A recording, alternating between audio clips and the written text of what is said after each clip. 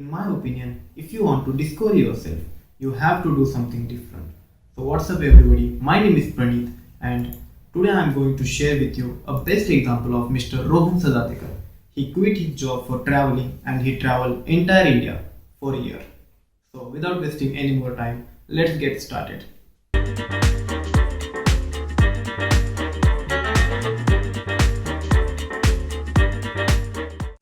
तो first of all Rohan ji and Sharayu, आपका बहुत बहुत स्वागत है मेरे इस नोमैडिक चैनल में। Thank you. और मैं इनसे जानना चाहूँगा कि इन्होंने जो ट्रैवलिंग की है पूरे एक साल में, उसमें इन्होंने कौन से जो एडवेंचर्स किए, कौन सी चीज़ें हैं, कौन से प्लेस है, वो सारी चीज़ें आज इनसे कवर करेंगे।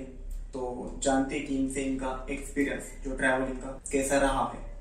तो फर्स्ट ऑफ ऑल मैं पूछना चाहूँगा कि आपको जो कौन सी बातें हैं, कौन सी जो चीज़ है उसने जो मोटिवेट किया कि आप ट्रैवल कर सको। आपको क्या लगता है कि जो लोग हैं आम जो ट्रैवलिंग को प्रेफर नहीं करते, तो आपको ऐसी कौन सी चीज़ है जिसने आपको ट्रैवलिंग करने के लिए मजबूर किया, फिर मोटिवेट किया? मैं आईटी में जॉब करता था पहले, मतलब 2011 से 17 तक 6 साल मैंने आईटी सेक्टर में काम किया और काफ़ी अलग अलग कंपनीज बदले उस दौरान, 4-5 कंपनी स्विच किए।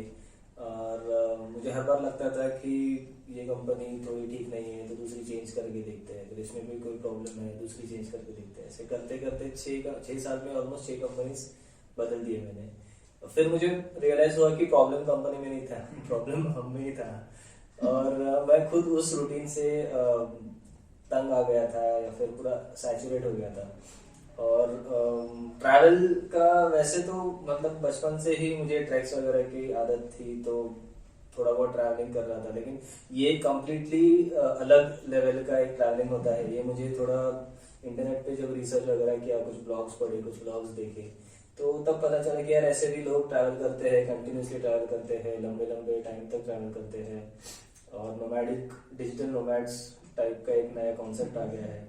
तो ये थोड़ा पढ़ते पढ़ते मुझे उसमें इंटरेस्ट आने लग गया। और फिर एक दिन वो ऑफिस में भी थोड़ा मतलब ज़्यादा बॉयल अप होने लग गया। And one fine day I thought कि लेट्स क्विट आवर जॉब।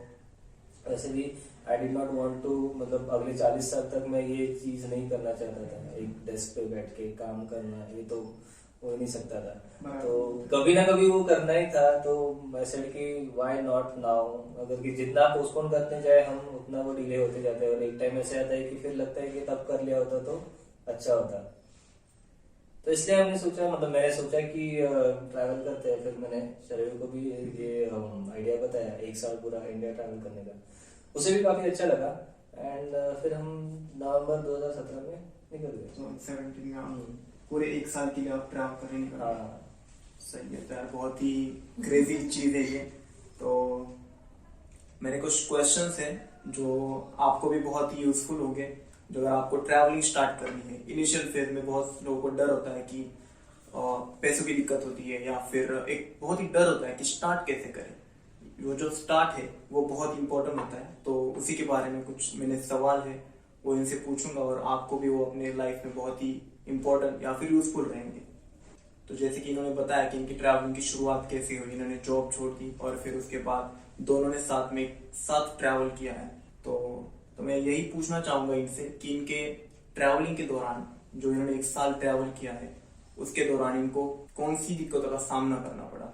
तो बस आप मुझे यही बताओ कि आपने जो 1 साल में ट्रैवल किया है, आपके स्ट्रगल्स बहुत हुए हैं, तो आपके स्ट्रगल्स के बारे में थोड़ा सा बताओ कि ट्रैवलिंग में आपने क्या क्या स्ट्रगल हुआ है, या फिर कौन से मजे किए हैं, वो भी आप एक बार फैमिली को बताओ। आई थिंक शरी you can answer this better. ठीक है। ट्रैवलिंग में कैसा होता है कि आपको मतलब हर सिचुएशन का सामना करना पड़ता है। ट्रैवलिंग करने से पहले रोहन ने मुझे बताया था कि हम ग्राउंड लेवल पे ट्रैवल करने वाले, फैंसी या कुछ लग्जूरियस हमारा स्टे नहीं होगा। ट्रैवल करते समय भी हिचहाइकिंग वगैरह करना पड़ेगा, वो ट्रक हो या ट्रैक्टर हो, बस हो, कुछ भी हो, मतलब ऐसे ट्रैवल करना पड़ेगा। रहने के लिए हमारे पास मतलब हमारा जो बैकपैक था उसमें हमने tent, sleeping mat sleeping bag ये सब कैरी किया हुआ था। तो जहाँ पे भी हमें मतलब मंदिर या कुछ गुरुद्वारा मिलते थे तो वहाँ पे हम सोते थे। अगर वो भी नहीं अवेलेबल है तो हम रेलवे प्लेटफॉर्म पे सोते थे। तो ये सब रोहन ने मुझे पहले ही मतलब बता दिया था कि ऐसा हमारा ट्रैवल होगा। तो ट्रैवल करते समय ये सब हमने किया है। मतलब एक भी बिस्लेरी बॉटल भी हमने नहीं खरीदी, क्योंकि हर जगह का पानी पीना था, हर जगह का फूड हमें टेस्ट करना था।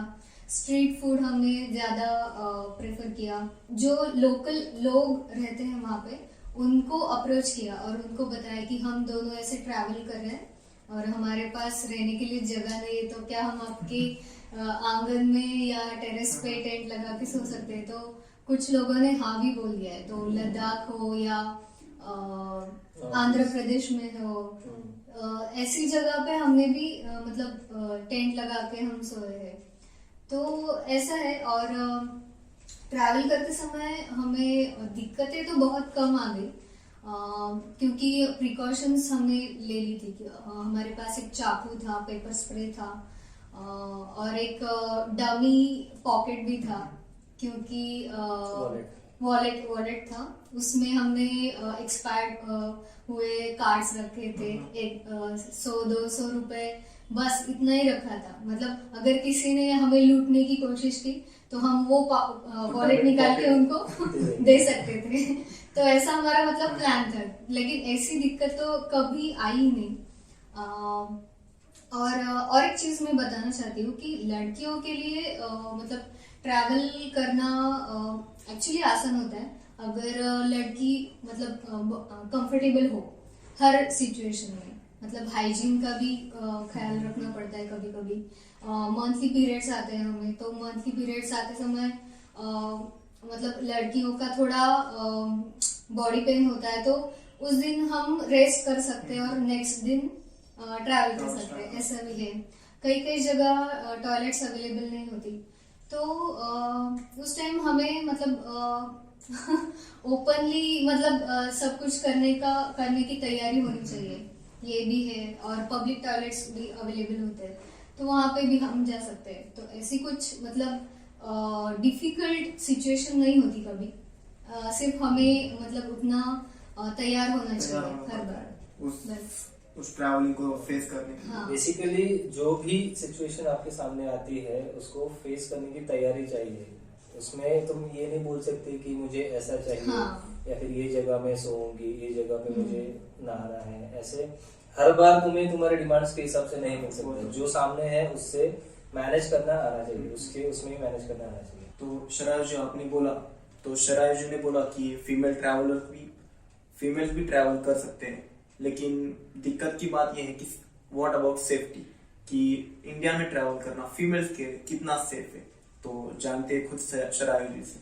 वैसे तो ना मतलब इतना डिफिकल्ट नहीं होता सेफ्टी के बारे में भी। All over the world you can travel. मतलब बहुत सारी लड़कियां हैं जो उन्होंने सोलो ट्रैवल किया है। हमारा ये जो ट्रैवल प्लान था पूरे इंडिया का, उससे पहले हमने थोड़ा रिसर्च किया था। तो हमने टॉप 10 इंडियन ट्रैवलर्स की लिस्ट बनाई थी।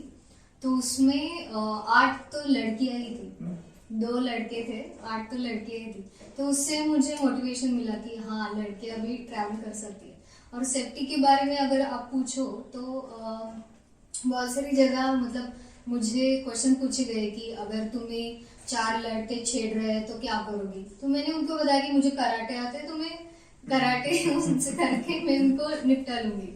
तो उस टाइम मतलब आंसर क्या देना है वो आपको मतलब इतना क्या बोलते प्रेजेंस ऑफ माइंड उतना आपका अच्छा होना चाहिए कि आंसर क्या करना है, सामने वाले को क्या बताना है कि उससे वो डर जाए। एक्चुअली मुझे कराटे नहीं आते, बिल्कुल नहीं आते लेकिन मैंने बताया था कि मुझे कराटे आते हैं और मैं मतलब फाइट कर सकती हूँ। लेकिन क्या लगता है आपको, आपने पूरा इंडिया ट्रैवल किया है साल भर में, तो सेफ्टी के बारे में आपको क्या लगता है? मतलब इंडिया ट्रैवल करना सेफ है फीमेल्स के लिए या फिर नहीं? अरे बहुत सेफ है, कुछ भी मतलब अनसेफ नहीं है। इंडिया के बाहर भी लड़कियां ट्रैवल कर सकती है और इंडिया की बहुत सारी जगह है जहाँ पे लोग बहुत अच्छे हैं और लड़कियों को ज्यादा मतलब मदद भी करते हैं, तो मतलब ऐसा कुछ नहीं है कि अनसेफ है। सबसे पहले तो मैं ये बोलना चाहूंगा सबसे कि आप न्यूज देखना बंद कर दो। हाँ, क्योंकि फसाद की जड़ तो वही है। बराबर, वो क्योंकि बात है। मीडिया में जो फैलाया जाता है उसका 10% भी ट्रू नहीं होता है। तो जो जब आप घर से निकल के वहां जाओगे और एक्चुअल सिचुएशन देखोगे तब आपको सच्चाई पता चलती है। यहाँ घर पे बैठ के आप टीवी पे देखते हो, जो भी न्यूज आती है, जो भी खबरें दिखाई जाती है हमें, वो सब they are all blown up. उसमें होता इतना सही है और वो राई का पहाड़ बना के दिखाते हैं। वो सब पूरा पॉलिटिकल है, टीआरपीस के लिए कौन व्यूअरशिप किस चैनल की ज्यादा होगी, ये सब इसके लिए ब्रेकिंग न्यूज और पूरा कंपटीशन लगा हुआ है।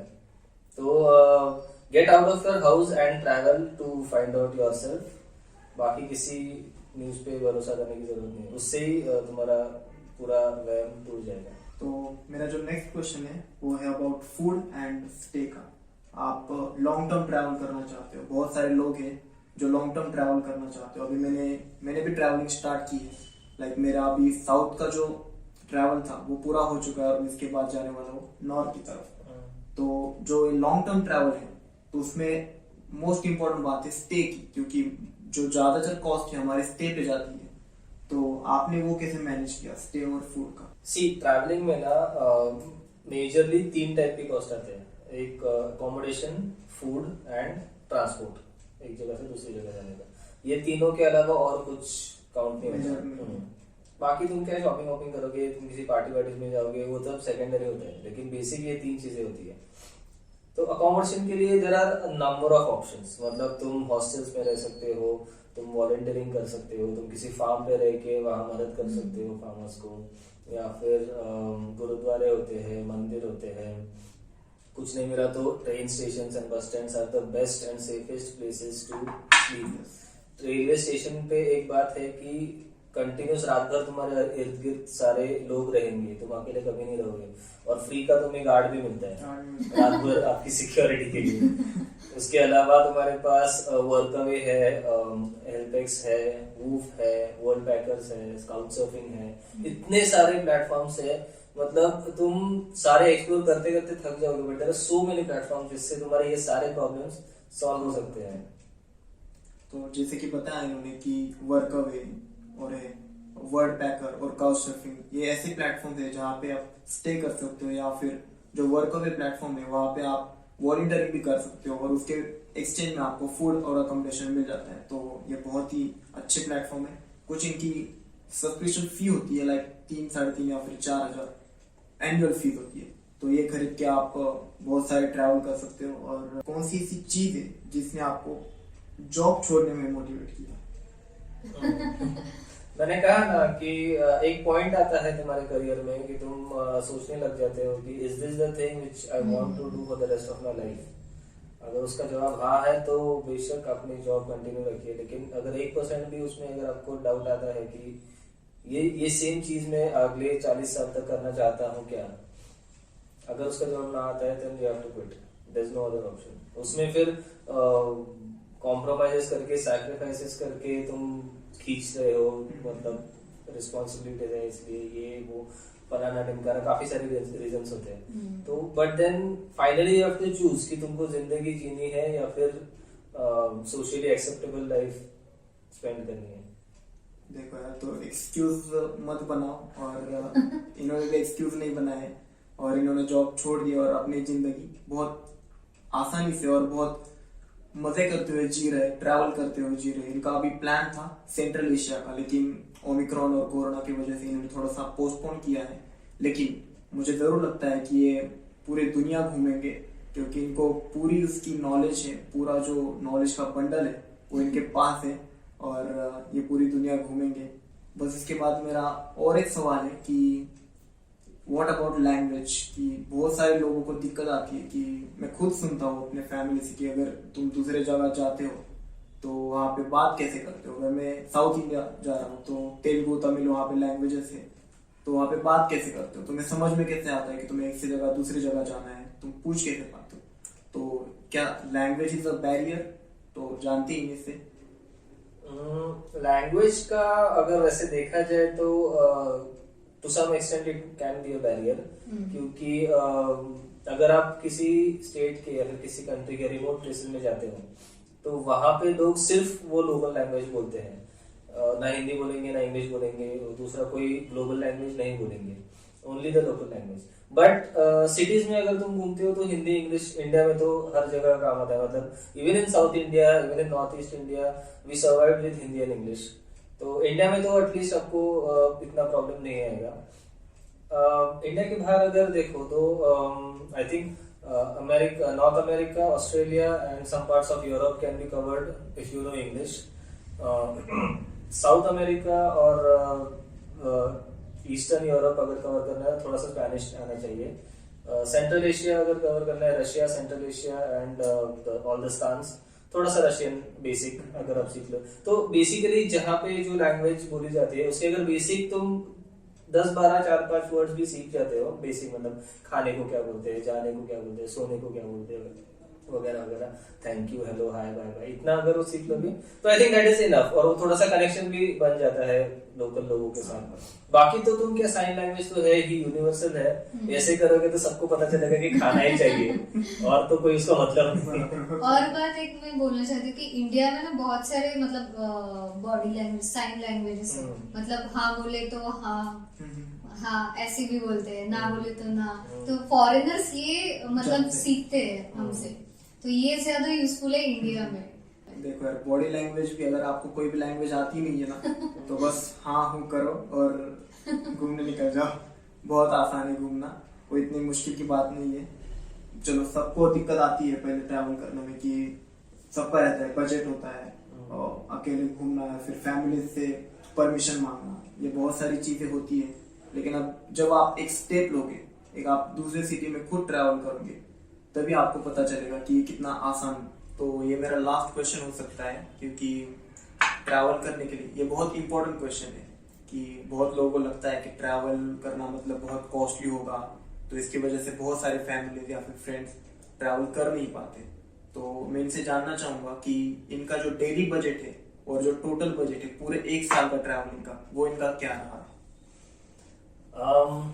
शुरुआत हमने जब की थी तो मैंने रफली 1000 रुपीज पर डे का सोच के रखा था, क्योंकि उस वक्त ज्यादा नॉलेज थी नहीं वगैरह।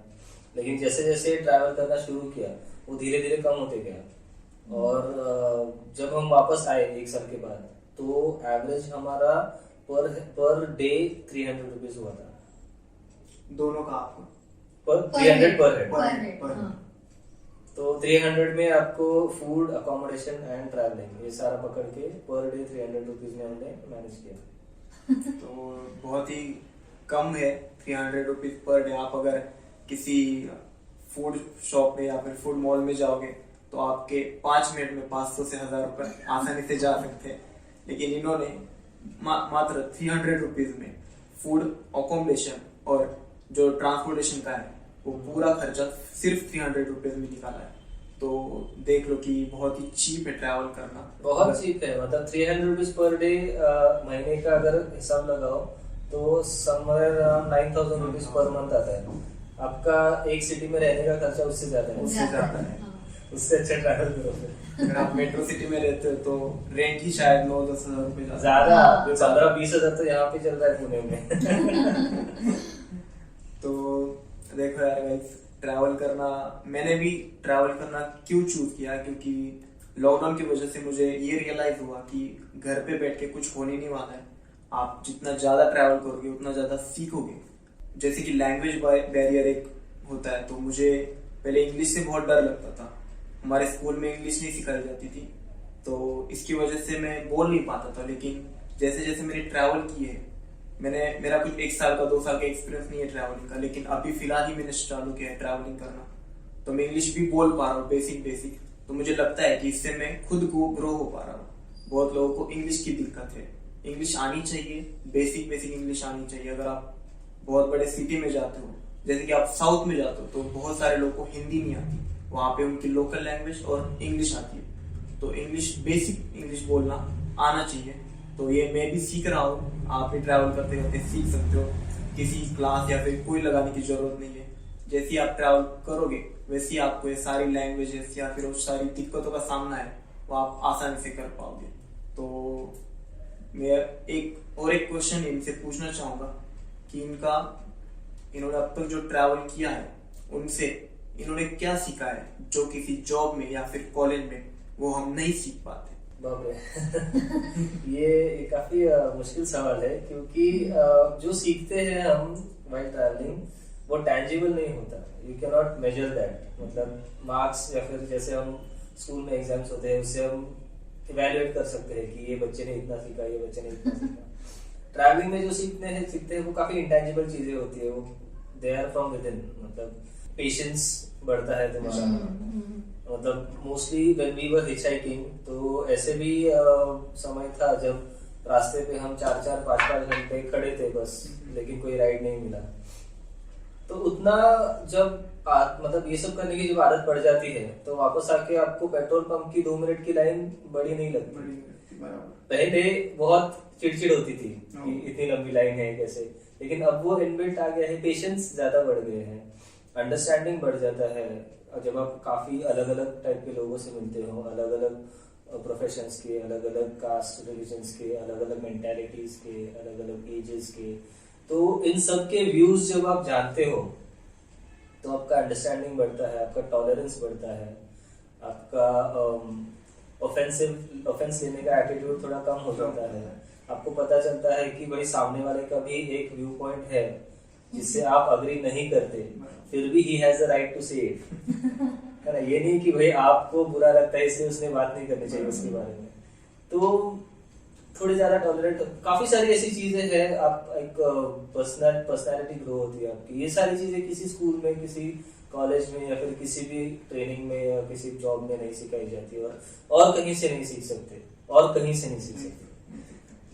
तो ये जो है बहुत बेसिक चीज है, लेकिन वो हम अपने डेली लाइफ में जब तक जॉब लग जाती है उस उम्र तक वो हम नहीं सीख पाते। हम पेट्रोल लाइन पे या फिर किसी ट्रैफिक सिग्नल पे खड़े रहने की भी हमारी उतना पेशेंस नहीं होता है। तो पेशेंस एक बहुत बड़ी चीज है, इससे बहुत सारे जो प्रॉब्लम है वो हल हो सकते हैं। तो अगर आप ट्रैवल करोगे तो खुद में आप एक बदलाव देख सकते हो। तो इन्होंने भी अपनी ट्रैवलिंग चालू की है और मैंने भी अपनी ट्रैवलिंग फिलहाल चालू की है। देखते हैं कि ये जर्नी कितनी आगे जाती है, और मैं जो ट्रैवल कम्युनिटी है वो बहुत आगे बढ़ाना चाहता हूँ। मेरे जो दोस्त है उन्होंने भी मुझे देखकर ट्रैवलिंग चालू की है। अगर आपको भी अच्छा लगा हो तो ट्रैवलिंग आप कर सकते हो।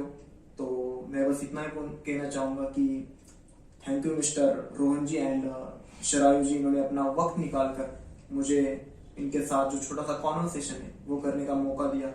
और मुझे भी थैंक यू बोलना है कैडेट को कि उन्होंने हमें चुना इस इंटरव्यू के लिए, और थोड़ी बहुत हमारे भी पब्लिसिटी कर दी अपने चैनल के थ्रू। हमारा भी एक यूट्यूब चैनल है जिसका नाम है ट्रैवल इंस्टेड, जिसका लिंक शायद ये डिस्क्रिप्शन में लिख देंगे। जरूर please follow us also along with him. और हम जब भी जहाँ भी ट्रैवल करते हैं हमारे छोटे छोटे ब्लॉग्स हम डालते रहते हैं। ये Sharayu is a singer, she sings in 20 different languages. तो वो सॉन्ग्स के भी वीडियोस हम बीच बीच में यूट्यूब पे डालते रहते हैं। और काफी सारी ऐसी चीजें हैं, हम छोटे मोटे एक्टिविटीज करते रहते हैं, उसके भी वीडियोस आएंगे। तो if you like our videos please check out channel and subscribe us. Travel instead नाम का चैनल है।